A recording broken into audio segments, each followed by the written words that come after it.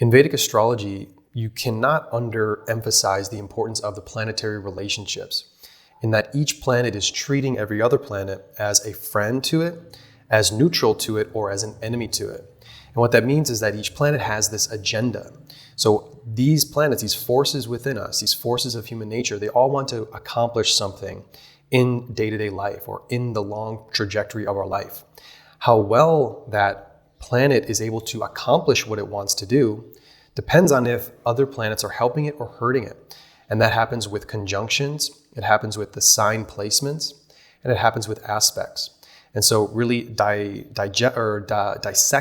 all of these different combinations that can happen, you can really see how well a planet is performing in your chart and in your life. So these are called Lajjitaadi Avasthas, which basically means the conditions of the planets. And it's an important part of the written report that I do. So if you'd like to know your Lajjitaadi Avasthas in detail, you can find that report at jmvedic.com.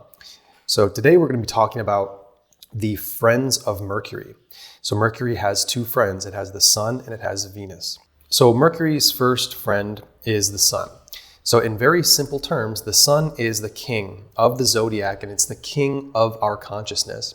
And Mercury is the prince or the princess who is one day going to inherit that kingdom that the king rules over. So what is the job, or what is the agenda? What is the prince or princess? What do they have to do as the prince or princess?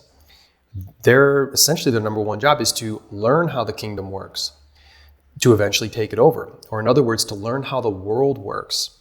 And Mercury, or the prince or princess, does that through the process of curiosity and discovery, and learning and education about how the world around us works. So Mercury is never straying more than 28 degrees from the Sun, which means that it's never going to have an actual aspect from the Sun, only a conjunction. So when Mercury is conjunct the Sun, it's being delighted by the Sun because it treats the Sun as a friend. So the Sun is giving Mercury more energy to accomplish this process of curiosity and learning.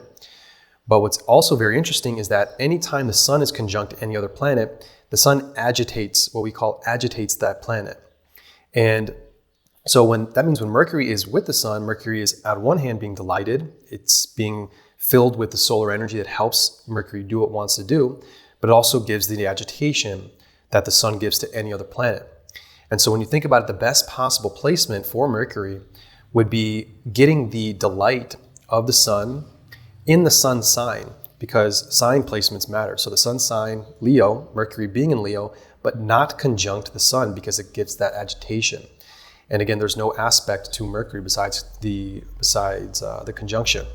So Mercury in Leo without the Sun would actually be the best placement for Mercury to be able to take in that solar energy of the Sun. So Mercury is best used to explore the world from as an objective point of view as possible, to be able to venture out into the world and read what's going on, be able to put patterns together, to educate oneself. So this exploration and this learning process, we get help from our teachers, we get guidance from our teachers. Like if the Sun, if your teacher or the authority in your life, you can think about it in this case as the Sun is like a teacher, showing you a grander vision for the world and how to be an authority in your own life. And the prince or princess looks up to that authority and wants to emulate it and do its best to reach that higher level of authority over oneself and possibly authority over other people. But that learning process that Mercury is undergoing, that we all undergo using our Mercury, it's a very independent process at the end of the day. Because a healthy Mercury, at the end of the day, you're going to have to be making decisions for what's important to learn about for yourself. You can't just always be asking the teacher, what do I do here? What do I do here? The Mercury can't just always be looking towards the Sun. What do I do now? What do I do now?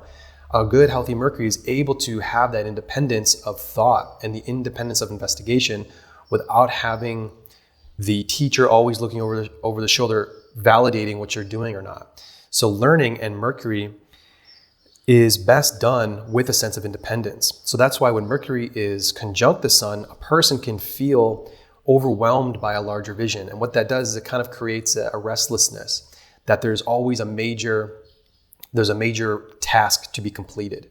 And it puts a lot of pressure on Mercury when Mercury is too close to the Sun.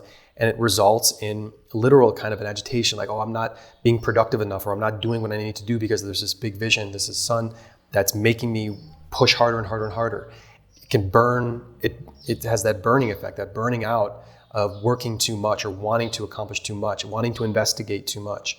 But when Mercury is independent, it has that kind of ease, that flow, to be able to trust oneself, to be able to find what's important and be genuinely curious about discovering something new that's going to eventually help the greater vision. So as an example, say that your vision for your life is to become an architect.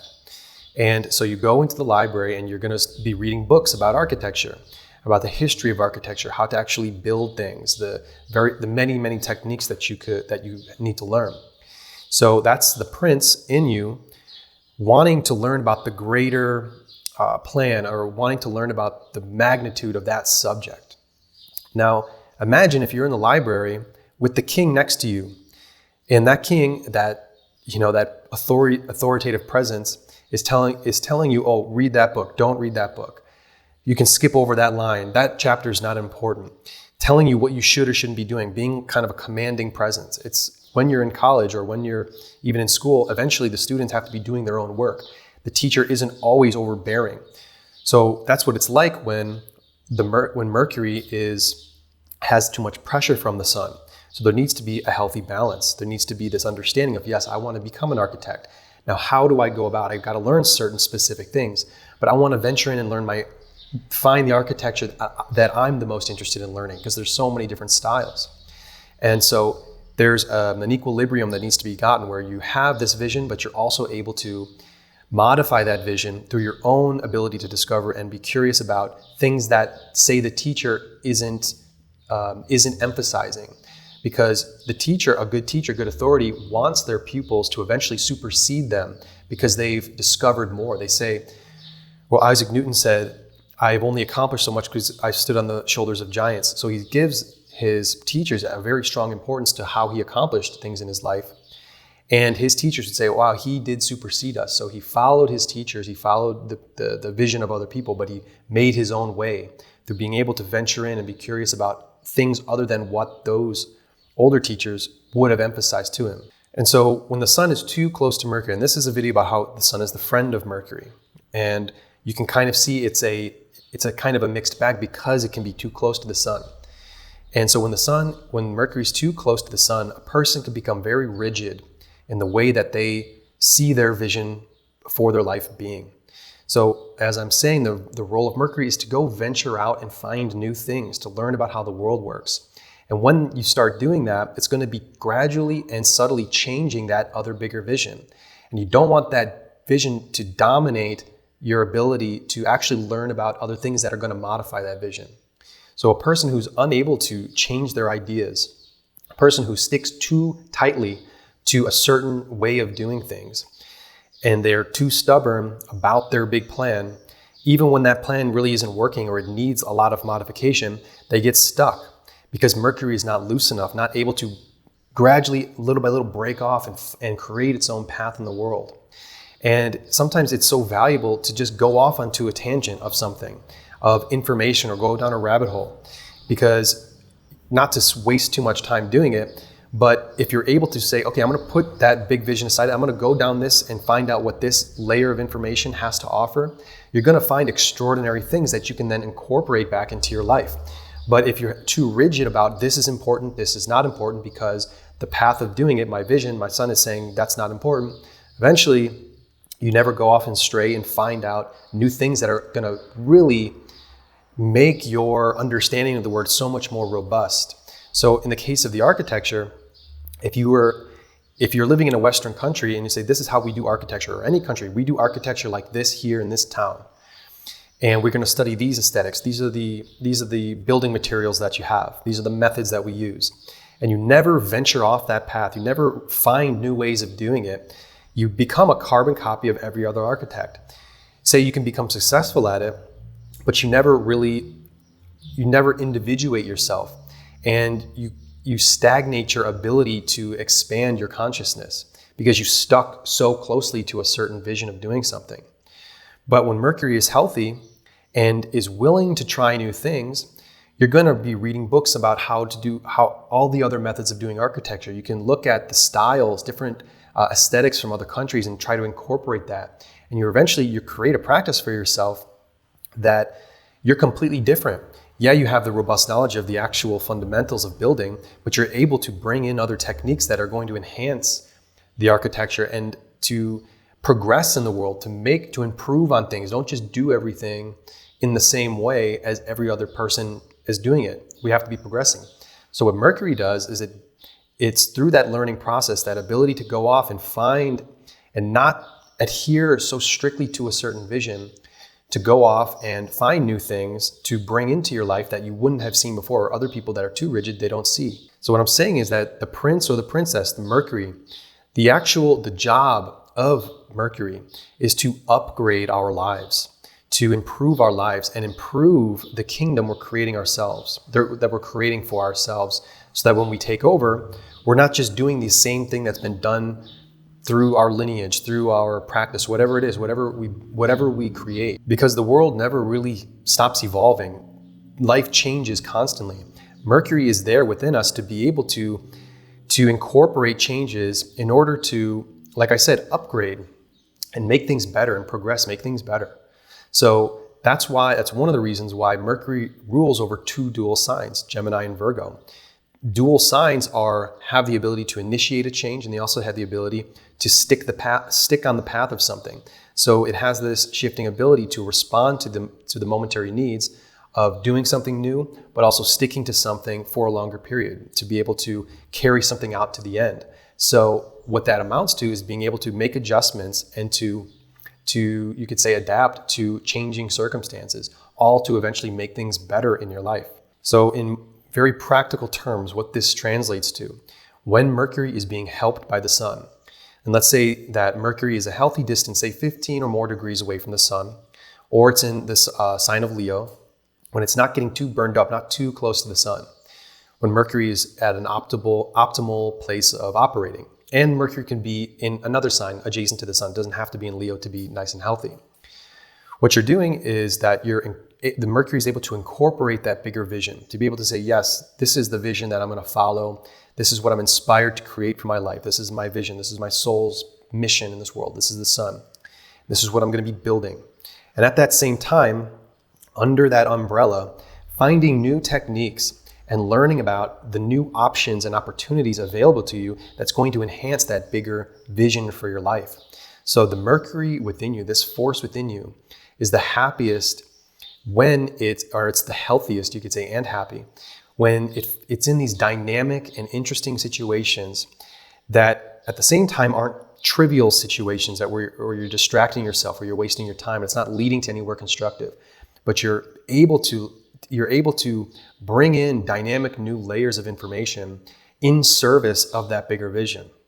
And so an unhealthy Mercury, on the other hand, is when you go down a rabbit hole of information and you basically never get out. You're in this tunnel of information and you don't see the light at the end of the tunnel. You don't even know where the tunnel's leading you. You're just kind of finding out new things. And what it's not doing, it's not serving an important, what's most important to your life, the world that you're building for yourself, the sun, what your soul wants you to do in your life. When Mercury's unhealthy, it's just kind of trivially and in a really, in a kind of haphazard way, finding out new things that aren't very clear about how that's actually making your life any better. And you're just kind of playing around and you have these kind of useless mental distractions and activities that you're distracting yourself with. There's no really larger purpose for what you're searching for. You're searching for, and it's a big problem with people that go down rabbit holes in the internet. That's why I'm bringing it up. Because you have to ask yourself, how is this going to actually improve my life? This stuff is fascinating about how all of these, things you can learn on the internet are, but at the end of the day, how is that serving you? And if you don't find a way for it to serve you in a practical way, maybe it's expanding your consciousness. But there's this really great risk of you just end up flipping through your phone and just distracting yourself, and you're not actually, what you're interested in finding out isn't actually going to serve you in any way. So when Mercury has this support of the sun and it's able to bring in the greater vision for your life and able to venture off and discover new opportunities and new possibilities and options, it's always leading you into a positive direction in service of that greater vision. So the more and the better that Mercury does this, what happens is the more unique, and I use this word interesting for Mercury, the more unique your vision, your grand vision becomes. And very importantly, you're not just following the vision of other people. You have your own, but when Mercury is really working well, it's in service of the sun by finding out fascinating details about life that are going to make your life better. So another interesting example before I get onto Venus is the example of politicians, because politicians are an authority. It's a solar job.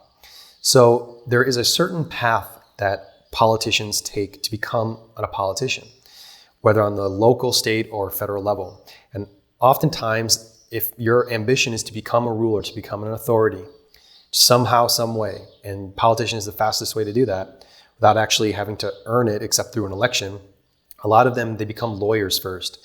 And then they jump into the political arena as soon as possible when they pass the age limit, 25, 30 years, whatever it is. Well, that's the kind of the most common way of getting into politics. You get in, you get elected, and immediately, how do you maintain yourself? You start taking money from the lobbyists.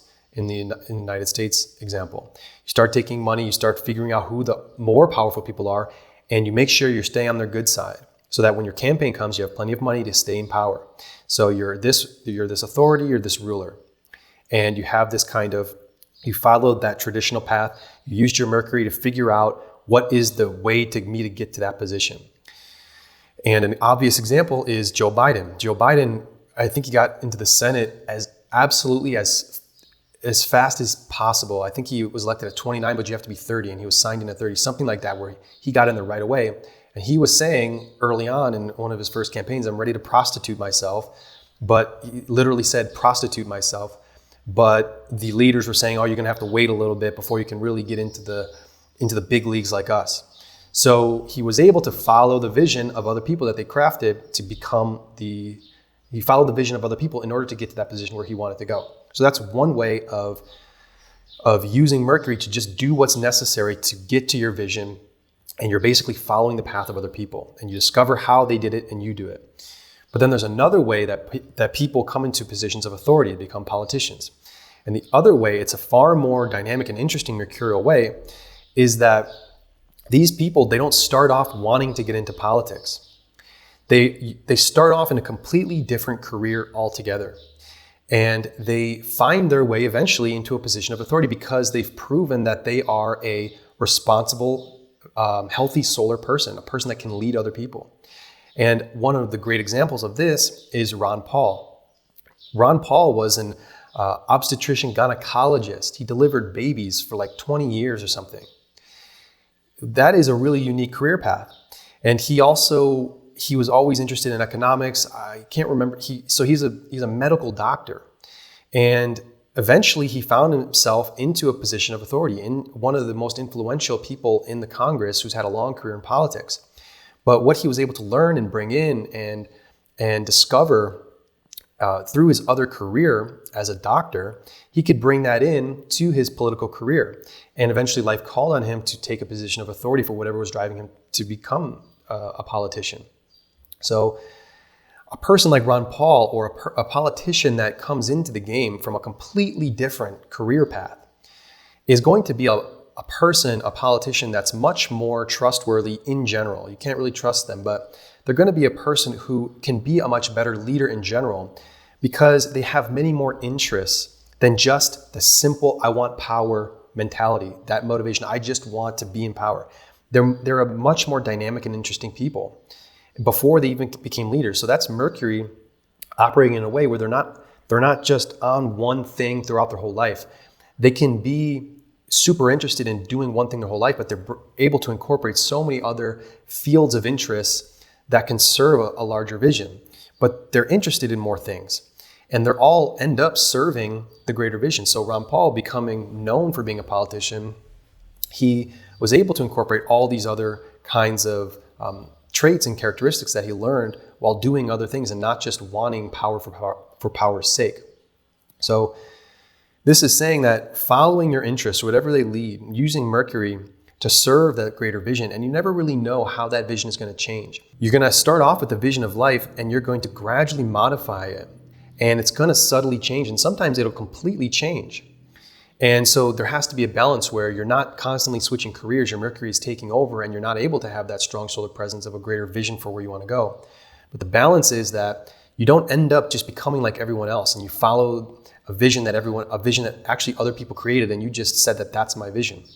So you want to be able to create this unique life path for yourself that really reflects what you're truly interested in. And so that's what a healthy Mercury is able to do, to upgrade and to modify and to create this kind of dynamic set of interests and dynamic kind of career path and vision that you have for your life. And that creates unique people with unique roles in the world. And a person with a unique role can become very much more satisfied with where their life goes because they realize that this is exactly what I should be doing.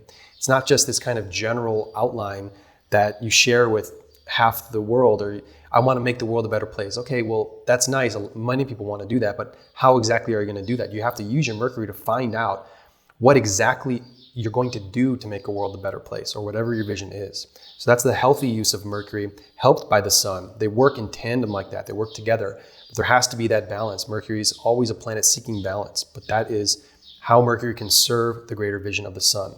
So the second friend of Mercury is Venus.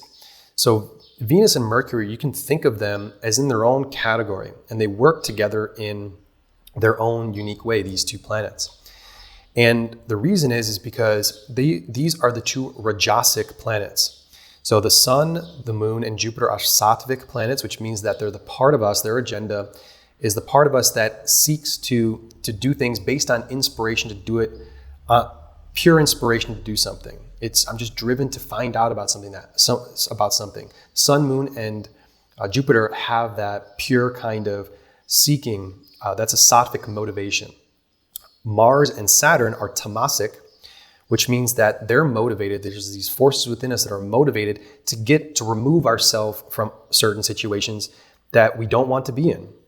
They're to help us get us out of certain situations that are not optimal for us, which usually means solving problems in the day-to-day sense or solving existential problems. We're in a mind state, we're in a physical situation we don't want to be in. We use Mars and Saturn to get us out of that, to get to a better place so that we can actually be doing what we want to do. Well, Mercury and Venus, these are rajasic, which is kind of in the middle of these two. And so it's like a middle tier. And the rajasic planet means that these two planets are motivated to optimize our life, to make our life more enjoyable, and to make our material lives more enjoyable. These two planets are motivated to figure things out in the material world so that our material life runs smoothly and is more pleasurable, you can even say. And so when it comes to Mercury and Venus in the sky, they're never more than 65 to 75 degrees apart from one another at a maximum. So again, they're never going to really be giving any kind of sky aspect. They're always hovering around the sun in the zodiac. And they're almost never more than one sign from each other. So, which means that they're typically conjunct each other. They're usually together. And Venus treats Mercury as a friend and Mercury treats Venus as a friend, which means when they're together, they're mutually delighting one another. They're a team right there, almost always together. If the sun's with them, the sun's going to be agitating them both. So the sun actually treats Venus as an enemy. So it can get kind of mixed up when the sun is conjunct both those two. So the optimal situation for Venus and Mercury is to be together without the sun. And when Mercury is in Venus's signs of Taurus and Libra and conjunct Venus, it's basically the best for Mercury to receive that Venusian influence.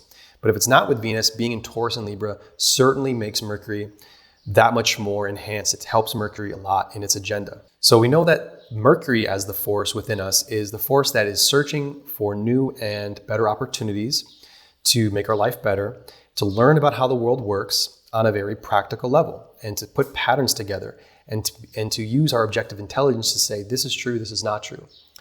So Venus, we're going to study in depth after we do the series on Jupiter. But one of Venus's core agendas is about making sound decisions based on the information that Mercury is gathering and the fact-finding process that Mercury is doing. Once we have the information, we have to make decisions on that information. And that's what Venus is doing. It's weighing the information, like the scales. What are the pros? What are the cons?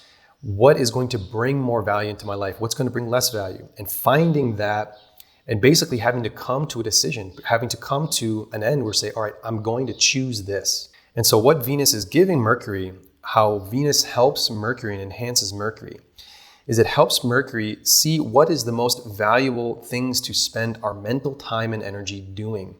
And what is the most valuable pieces of information or the avenues to explore and to research. And so I was talking about going down rabbit holes that are meaningless. Well, if you've got a Mercury getting helped by Venus, you're going to say, oh, that's not worth my time at all. Because Venus is this planet of value. It's of what we value. And it's helping Mercury to not meander off on the path and go onto useless tangents that aren't going to be paying dividends later on. So a person with Venus really aiding Mercury, and you don't have to have these conjunctions. It's just to think about these forces and to incorporate them in your life, even if you don't have it in your chart. But to understand when Venus, this force within you is helping your mercurial force, these people will ask themselves, or they'll say to themselves, wow, that looks super interesting, but is it worth spending 2 weeks looking into that? Or sometimes 2 years? Oh, wow, I could write a book on this. But to do that, that's going to take a lot of time and a lot of energy. And this is kind of just a tangential interest of mine. Maybe when I have a lot more free time, but right now this is not something that I should be prioritizing, even though I'm super interested in it, because there's a lot of other things I need to do today and next week, etc. And it's a person that says, I have a lot of other things that are more practically important in my life right now. And also, a person is the kind of people that say, wow, I heard, this is a more practical example. Oh, I heard that restaurant has amazing food and it's a little expensive, but it's just the most delicious food. And I really want to experiment with that food. I want to try that food. That's Mercury. I want to experiment. But, I'm short on money right now. I don't get paid till next week, or, it's a little bit too expensive. Do I really need to go out and eat that tonight? Is it worth it? Maybe it's a better option, Mercury are the options, and then Venus is saying, let's weigh the options. Maybe it's a better option if I go to the supermarket, spend 1/4 of the money, and I make the food here tonight at my house. And so I can use that money I was going to spend in the restaurant on my overdue bills. And, when I get paid, I can go to that restaurant and treat myself. So it's weighing these options, the pros and cons. What should I do? So a good Mercury is able to bring these value judgments. Is this in the worth judgment? Is this worth it right now? And to be able to measure things in a really balanced and equal way. And so Mercury and Venus, we make so many observations and we learn so many things throughout the day. And we're bringing in information with this Mercury. But then when Venus gets into it, you're making sound decisions based on that. And these two are so intertwined, and you're kind of judging, is this good or is that good? You're balancing things out. So these two planets, it's really difficult it's unhealthy to separate them. They have to be working together. But the difference between them is so subtle. It's the bringing in information and it's the weighing of information. And it's a constant thing we're always doing all the time. And so Mercury and Venus are really always working together. So we have these options we're choosing every day. And Mercury is this option creator in our consciousness, and Mercury can come up with infinite options if it really wanted to. We can really imagine millions of options that we could do with every single day at any minute. But when Venus is helping Mercury, we're narrowing down the options to what will be the most practical and economical, and above all, what will give us the most value and not cost too much in our time and energy. So Venus is good at narrowing down options.